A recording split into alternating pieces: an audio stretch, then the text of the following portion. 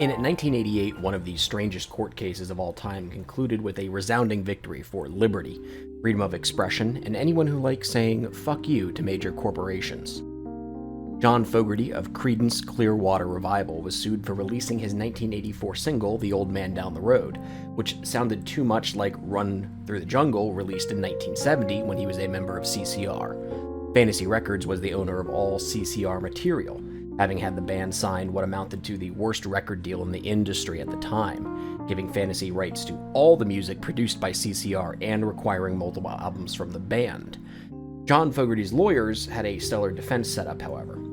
Just let Johnny play guitar on the witness stand. The songs certainly sound stylistically the same because the same fucking dude wrote them, and all blues songs are pretty similar. The fight was over the main riff from Run Through the Jungle, a descending blues pattern of G sharp, G, F, D, A, C resolving into C. Old Man Down the Road features a similar descending blues pattern from A, G, E, A resolving to G.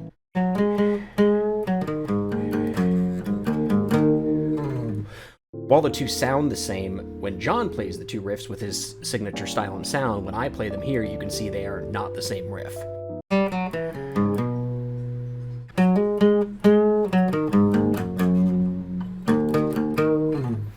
Also, using that minor third step in blues to make a court case shows Fantasy knows fuck all about music, since every blues scale uses that step. It's half of what makes blues blues, with the signature half steps following that step on the way up the scale. So every blues song sounds the fucking same.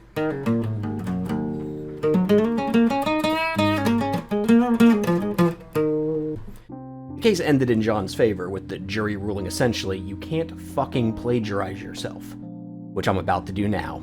Here's my updated guide on how to make your season start great again. 1. Find some friends. This is more about quality of life. You will play more if you like your class. If your class magic finds and gets an early start, great. If you're a diehard Zeal Paladin, you're gonna have a bad time. Find some friends or people with similar schedules to facilitate more playtime. Number 2, have a plan. I saw a guy once asking how much a low was going for in general chat. His name was some generic Frenzy Barb 69 nonsense, and when this poor fellow found out a low was around 100 Worldstone shards, he was quite upset. I hope he rage quit, and hasn't come back for being such a moron he thought he could jump in on an expensive class and just start building what I can only assume was a fortitude. Frenzy Barb 69 didn't have a plan. Maybe you should. I recommend you build 3 classes over a season. Your first is a cheap, effective magic find, magic-based class. Your second is a fun, but still mostly effective time sink class. Here's where you're not being optimal, but this bitch keeps you logging in. Third is Elizabeth Olsen. It's perfect, expensive, and has an asshole that tastes like chocolate-covered strawberries. Number 3, I want you to find some damn friends. That shitty part of your class works better when someone with cold damage clears those physical immunes you can't touch. Number 4, pick a class that starts off well. Now, I know, you were the best Frenzy Barb from 2004, and all the servers quaked at the sight of Assbeater entering that Duels Now game. But be honest, when you were that guy, you had a fortune built over time. And be more honest, when you took a break and came back, you spent $10 on some Chinese website and got geared, didn't you? Funding the oppression of Taiwan for your mere gaming enjoyment. For shame. Either way, with this mod, we have a quality of life change that cannot be ignored. Magic classes fucking teleport. I don't care how much you love Barb and mirrored your build after the 3 dudes clearing Ubers within a week with Stone Crusher Barbs. You ain't them. Use is you. You suck. You're slow, you didn't craft a plan, and your daughter has ballet on Wednesday nights that you can't miss, or she'll end up on Girls Do Porn. Grab a starter class that's Trapper, any Necro, Wind Druid, it does physical damage, so it's really good, or Sork if you know what you're planning to run. All of these can be converted, by the way, into your second class with about 10 high runes of investment into an infinity, and Wind Druid is even cheaper than that by getting a Merc with Gavel of Pain. Again, that physical damage. My advice is check out the inevitable preseason poll on what people are planning to run and pick the least used class. Remember, this bitch is an MF workhorse. It's for the grind, not the fun. All these classes rely on plus skills and have teleport or an OP speed skill. meaning A, you can start out easily early with basic solo self-found skill gear and move into skillers easily.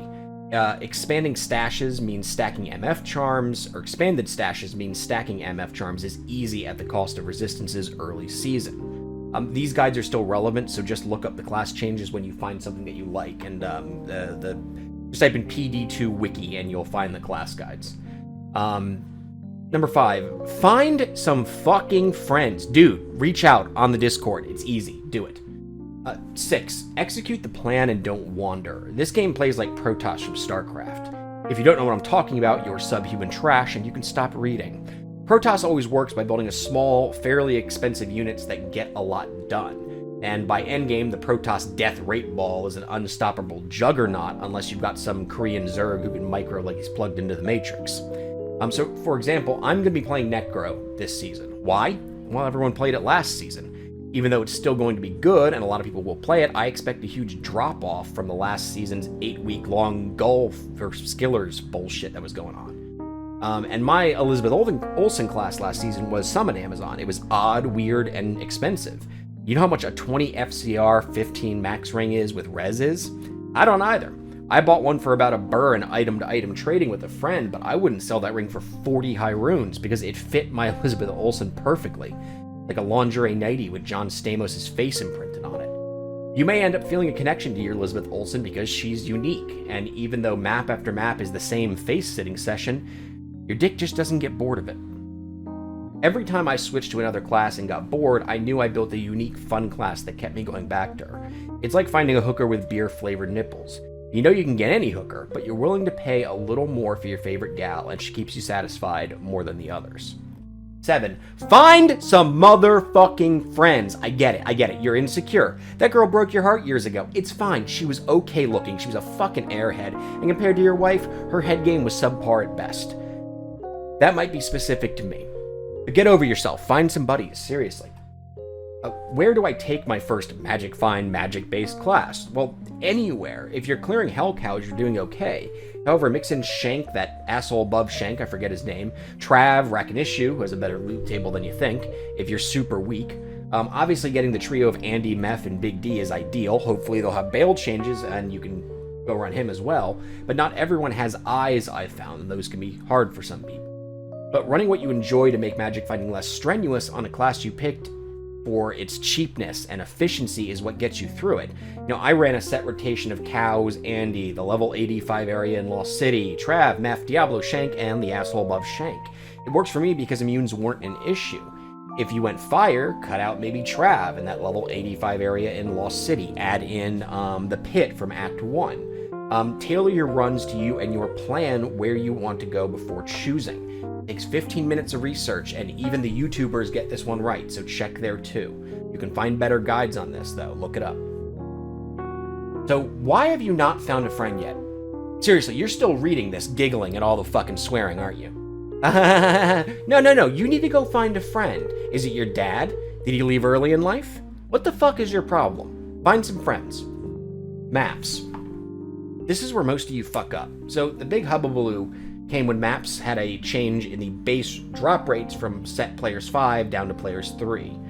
First things first, don't stop using your Magic Find starter. Break up the grind a bit. This season is a marathon, not a sprint. Unless you're killing D-Clone early already.